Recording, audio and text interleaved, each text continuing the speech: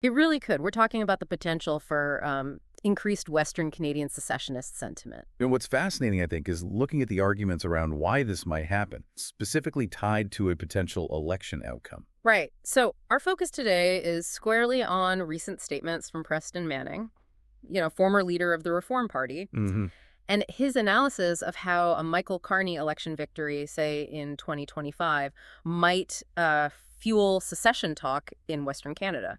Let's get right into it. Okay, so maybe first, a bit of context on Manning, just to understand where he's coming from. The idea. Well, as you said, former head of the Reform Party. He's really spent decades deeply, deeply involved in the political dynamics between Western Canada and the federal government in Ottawa. So he brings a very specific long-term lens to these kinds of issues.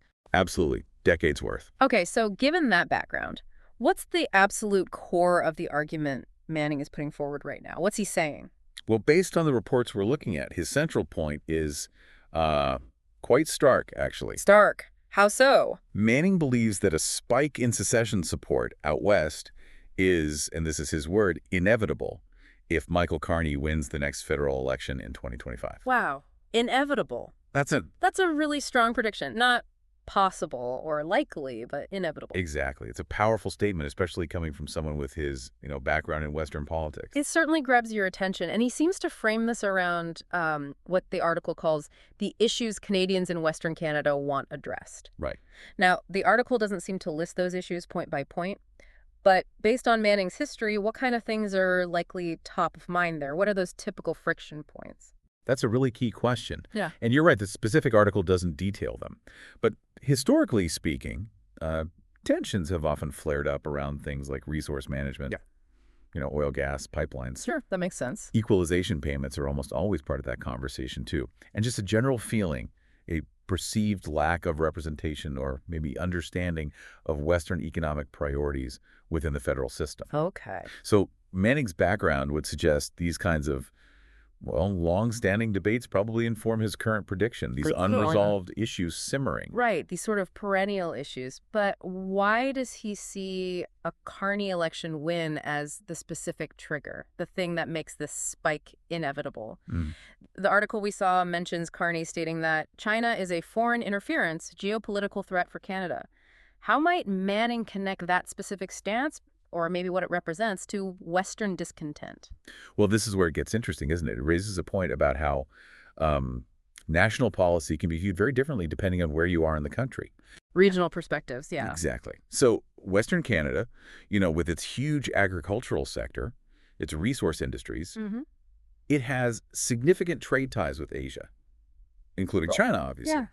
So one interpretation, and again, we're recording Manning's potential line of thought here. Right, just as analysis. Is that a perceived, let's say, aggressive or confrontational stance from a Carney government towards China could be seen in the West as potentially damaging. Damaging how? Through trade. Potentially, yeah. Trade disruptions, new barriers maybe, hitting key markets for Western goods. So Manning might be suggesting the West would see Carney's approach as kind of another example of federal policy not really aligning with their specific regional economic well-being. And that misalignment then fuels the feeling that maybe they'd be better off separate. That seems to be the implication, increasing the appeal of separation, yes. That makes sense as an interpretation of his viewpoint, how these big national decisions can land very differently region by region. Now, just to be crystal clear, Manning is specifically talking about Western Canada here, right? Not the whole country feeling this way. Absolutely. His comments, as reported, are geographically specific, pinpointing the Western provinces. And that distinction's important because national unity debates can sometimes get very broad, very generalized. Exactly. He's focusing on a potential intensification of sentiment in one particular part of Canada. Okay. And this isn't just some abstract, far-off political science debate either.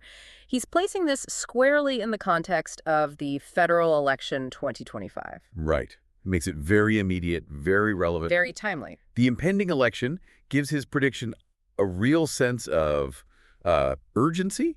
He's not talking about some vague possibility decades down the road. He's linking it directly to a near-term political event. And just to give a little, perspective, the news cycle is always packed. The same day these comments from Manning might have surfaced, we probably saw headlines about, I don't know, shooting in Toronto, maybe PWHL expansion, local stories from BC or Alberta. Sure. All sorts of things happening. It just reminds us that while we're diving deep into this one specific thread today, Manning's prediction, it's happening within that much larger, complex Canadian story. Precisely.